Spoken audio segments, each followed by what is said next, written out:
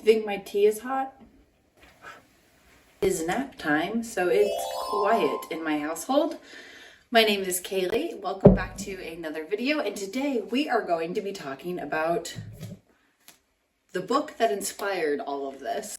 Today we're just going to do a quick video talking about the steps that were laid out in this book that I mentioned in my last video that kind of inspired this new chapter in my channel. I think will be helpful for you, and will also lay out the path that I'm planning on taking. I would definitely recommend you read this book yourself, but it's only if you have a topic of interest that you want to deep dive onto. If you're just here for the vibes and the journey, that's fine too. Let's get into what the actual journey is, okay? So number one, the ownership question. Is my dream really my dream? That is a great question for anyone who struggles with knowing your own identity or confidently saying yes to things. This is for you. Is my dream really my dream? Building a brand and building a clothing line. Yes, this is my dream. I want to make beautiful, intricate pieces. I think the reason why so many people love antique shopping and thrift shopping is because there are just certain gems that aren't being made anymore.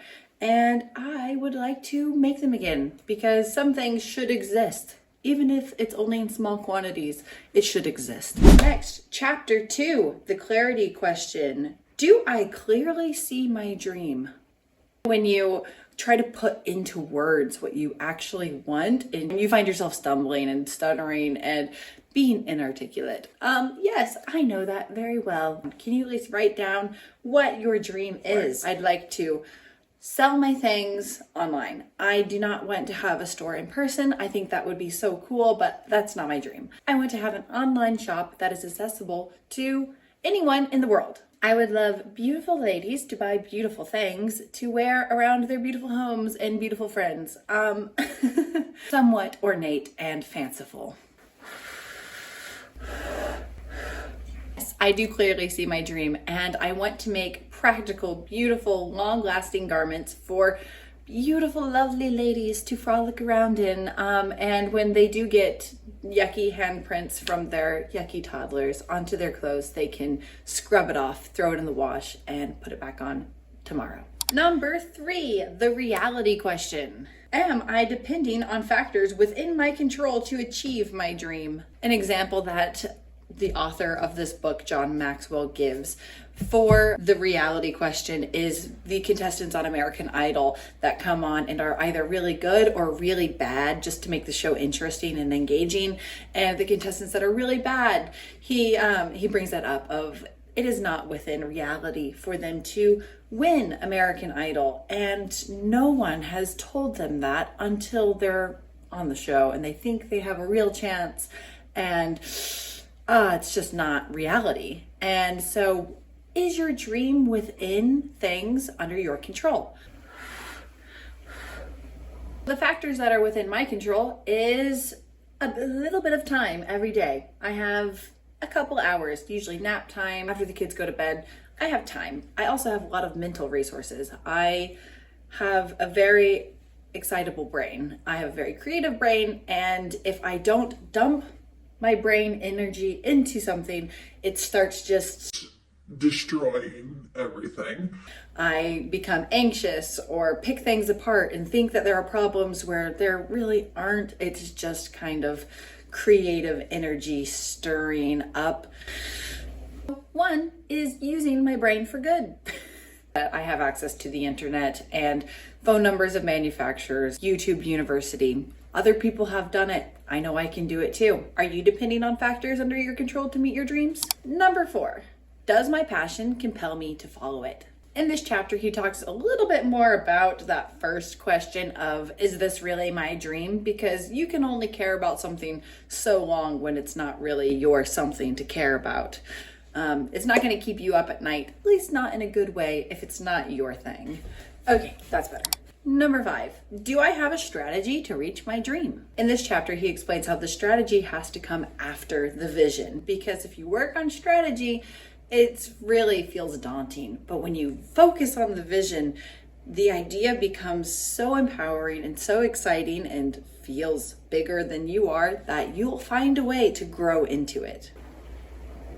And remember, if you can answer yes to the ownership question and yes to the reality question, then keeping your eye on the goal, no matter how big it is, should be enough to keep you in an upward trajectory, and you will find the strategy to grow into your dream. Number 6, have I included the people I need to realize my dream? Everyone's going to have to include someone in their dream, whether it's a spouse, a coach, a consultant, a therapist, a teacher, a school, whomever it might be. You are going to have people supporting you. There's probably enough critics to go around. Maybe look for helpful ones. This book actually does outline who are good critics and who are not good critics. There are people you will need on your team. Do you have them on your team? For me, I have my husband, and I have my husband, who is one of my greatest resources. He's so supportive. He runs his own business and very much has businessman mindset. So he's very helpful for me, because then I can kind of sit back and be the personality hire. I can be just the person doing the thing. I don't have to figure out the right way to enter information into QuickBooks because I married a nerd. The other people I have involved in my dream are a few of my friends who I know will give me honest feedback. Photographer to help with my first pictures, manufacturers to make the actual products. Obviously, I'm bringing the information to you. And currently, other than that, I haven't really involved that many other people. My everyday life, I've kept this more on the down low. Oh. It's all day. It was soaked in rain. I haven't really involved that many people in my actual day-to-day life because it's really easy for me to get my ideas a little bit fuzzy when people start weighing in with their opinions. And I would really rather have a clear picture, not tainted by anyone else's hopes, dreams, and expectations, and be able to produce it, deliver it, and make something that I am happy with. Then moving on to number 7. So up to this point, this whole book and list has been mostly uplifting and getting a good sense of really discovering what do you like, what do you want, who is going to help you get it. It's really uplifting and exciting. This question is where if you've been able to answer yes to everything else, you might be stopped in your tracks, which is, am I willing to pay the cost? You will pay more, and you will pay more often, and you will pay sooner than you think you would imagine. When people say there's a price to pay, you know, it's easy to think that's somewhere way down the line, but it might look like spending nap time making a video in your kitchen instead of taking a nap. Pursuing this dream is going to cost me privacy, free time, being committed to something. I'm actually signing up for something for the long haul and signing up for it with no guarantees. Number 8. 5, 6, 7, 8. 8. Am I moving closer to my dreams? Am I actually getting any closer? Has progress happened?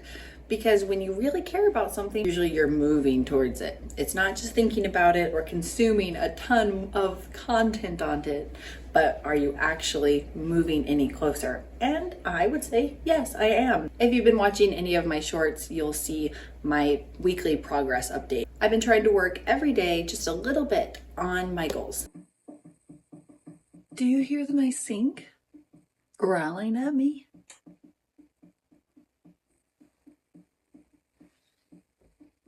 I'm scared. My battery died. I am not an influencer. We're in the home stretch. Again. This time rehearsed because I already filmed it and my phone died. Okay. Number 9, the fulfillment question. Do I have a satisfaction working on this? For me, this is one of the easiest yeses because crafting, creating, sewing, this has been an art form I've really had throughout my whole teenage and adult life. I love creating and crafting and making things. It just feels so restorative. Is that the word? Restorative. To be making something that I I can be proud of and I think is beautiful. Is what you're working on bringing you satisfaction? Number 10, does my dream benefit others? You might have a wonderful dream like being a teacher, going back to school, being a counselor, or an humanity, which you can see the direct relation of who you're helping. But for the rest of us who have dreams in the arts or health-related goals, who is your dream helping? Who is going to be positively impacted by you pursuing this dream? Because it can't be everyone, but it needs to be someone. Figure out who your dream is helping and get in touch with their specific needs. Beautiful things should exist durably, easily, sustainably, and ethically. And I'm on a mission to make that happen. I think so many people would benefit from doing more of what they love. And I know that everyone's circumstances are not the same. And a lot of people work a lot of time during the day and then just feel wasted afterwards. But sometimes just a little bit of passion, living an inspired life is what it takes to get you out of those lulls. I look forward to seeing you in my next video or my next short. Bye. Tea is so good. I am a teaaholic. Somebody told me that if you drink 3 of the same type of drink a day, that means you're addicted.